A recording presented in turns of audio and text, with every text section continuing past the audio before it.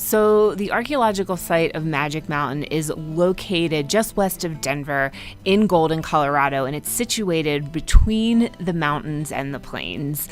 Evidence suggests that people have lived at Magic Mountain going back at least 7,000 years. It was a campsite for mobile hunter-gatherer groups that were passing through the region. This includes possible stone houses, projectile points, and earth ovens, places where people were cooking. All of these finds help us to get a little bit closer to understanding who the people were that lived here and used this place through time. So not only is it really important for us to research the history of humans in Colorado and really start to understand what they were doing, how they were living, how they were using the landscape and interacting with their environment, but it's really, really important to share that with the public. Archaeology and anthropology, I wasn't even thinking on those terms. With these young people who have probably always dug around in the dirt one way or the other, they were now digging with a purpose.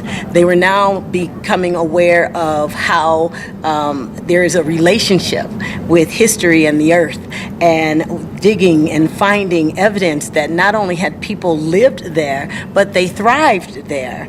And they've left clues for them to embrace and clues for them to even share and actually sparked more interest and more enthusiasm about finding out more, even their stories.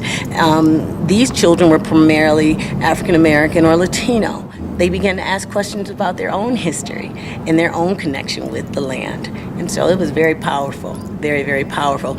In this space on the mountain, they could actually reflect, identify, and connect with people who were in this field that before they weren't even familiar existed. And so there was an opportunity to emulate what they saw in these professionals that were doing. That's exactly what they did. It's one thing to say, yeah, we'd like you to come up. It's open to the public. It's free. Just come on up. It's another thing to say, we'll come get you. That was powerful. And I think in that space, it afforded a community that knew you were here, but maybe didn't know you wanted them here. It said more than just you're invited. It said you're home. We're coming to get you. This project was designed to be really a twofold project, the research and the community outreach, and the two of them go seamlessly together. We tried to reach as many different people as possible through a variety of different networks in terms of having public tours, having youth programming for a variety of different youth groups.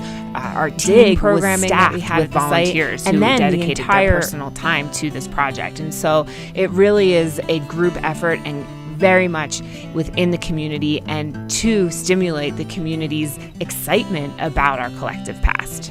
And we've learned a lot from this endeavor and really see this project as a model to use for other community projects circling around archaeology, historic preservation, and how to engage the public in a way that's meaningful to them and to get them involved and have ownership over protecting the past.